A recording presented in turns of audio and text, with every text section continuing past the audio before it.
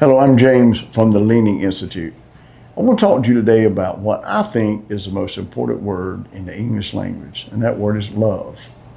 And I believe we desperately need a working definition of that word. What we all know is that love that we have for each other, that word across the world, I guess, and I'm going to focus mostly on America. That's where I'm from. And so that's what I know best. And, at my age, I've seen the decline in what we know is love. Give you an example. And for the Christians, you think about Jesus creating love. And if I'm remembering correctly, I'm not that good at quoting scripture, but I think it's like 26 commandments that command you to create love. But what does that mean? Jesus gave the example of, I think, one of the greatest examples. If you lean to everybody, no matter who they are, and we see that leaning, that connection, we call that love. And that's what I think that love is. The other thing, one of the better examples in modern times is Princess Diana. There are so many videos of her leaning to people in hospitals, some of the people that were unlovely. She still leaned to them. And people said, wow, look at all the love, look at the love. And it just did people's, I could say, hearts good. It charged our spirits to see that.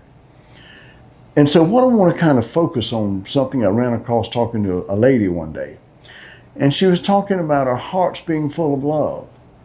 And I pondered that quite a bit. So I want to give you an idea that might help. And I'm focusing on that help about, our brains need that love. That's how brains develop, to have the smart kids. That's how we develop just to be healthy, happy people. So that word is so important. But here's what I heard. My heart is full of love. But after lots of observation and thinking and watching people over the years, I want to tell you that our hearts don't hold love. Love is not like cookies or not like money you can just give away. We don't have love to give. Nobody does. And if you think about it for just a few minutes, you'd probably think about, I think maybe that makes sense. We can give money. If we're talking about, hey, I can give my money to here, there. Our spirit, the word love, does not work that way at all. Because you think how silly when someone says, well, I love all my neighbors. Or my heart is full of love and I just want to give it away. Well, tell me, how would you package it? Would you put it in a little bag? Would you put it in a box? Would you have it in your open hands?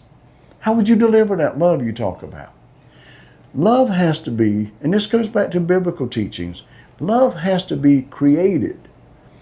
We lost the most beautiful term with the hippie era that I remember well, and it was called, let's make love, make love. Now, if we use that term, that goes to something totally different from what I'm talking about. But love has to be made. And I'm saying we need to take that back. We need to make love wherever we go. That's what Princess Diana did. That's the example of what Jesus did. You make love wherever you go. How do we do that? We know what it looks like when a grandmother is reaching out to a child, leaning in. And to help this matter, what I've created was something that it took me many, many years to get to this point. But our brains remember in moments. Because the way our brains work, it works just like a camera shutter. It takes many pictures.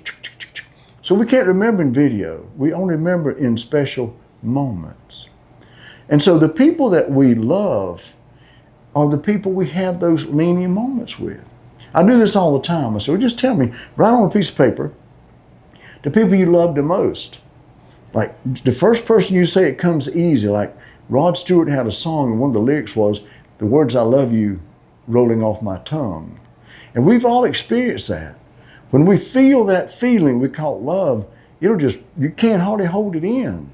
That's why people can't hide affairs. That's why it's going to show in your face. It's going to show in your spirit. Love is it's connection, but it is a connection. So we connect in moments. And that's why a hug A wave, not a wave like this. That's creepy. But a wave when people lean in, that's how we're wired. And that's why I'm coming to you from the Leaning Institute. Why I founded it, because I want to do what I can to stop the next school shooter. I don't want any part of being that politician or the sheriff after a school shooting saying, oh, the law's going to come down on them. We're going to do all that. How silly that is. We can't do anything worth anything after a school shooting. But we can now. How do you do that?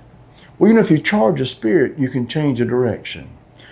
And that's what I want you to think about what love is. Think about Princess Diana. The leaning, that's what love is. Don't think you can sit on your couch and say, my heart is full of love. Think about how analogous that is to food. If you said, my pantry is just full of food, and you're like, but I just want to feed everybody.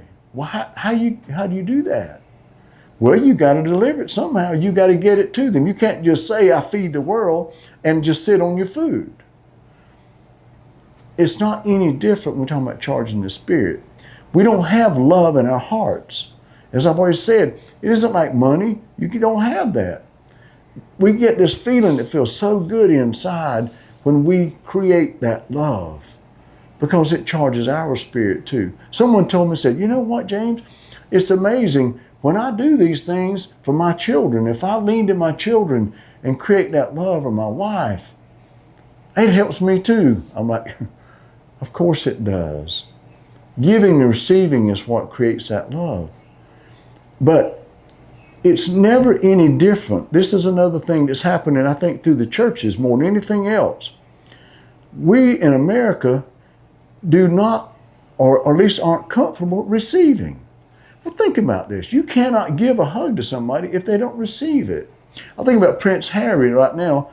Prince Harry is sitting in a position, at least based on his book and interviews that I've seen, that with his dad or his brother, or even like his mother, his arms are open. He says, I'm ready to lean. That's all you can do, is be a leaner.